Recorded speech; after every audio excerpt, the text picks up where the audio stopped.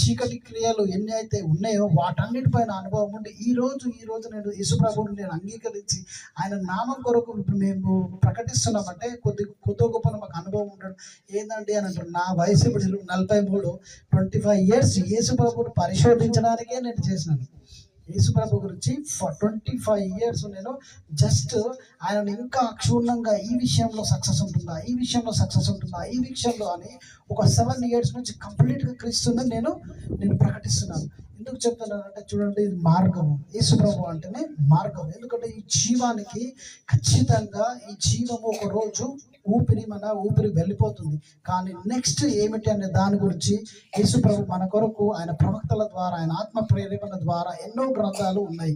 కానీ అందులో ప్రకటన గ్రంథం ద్వారా చదివిన ద్వారా నేను క్రీస్తును అంగీకరించి క్రీస్తు కొరకు నేను బ్రతుకుతున్నాను. ఈ ప్రాంతంలో కూడా నాకు ఈ ప్రాంతం అంటే చాలా విసుగు. ఎందుకు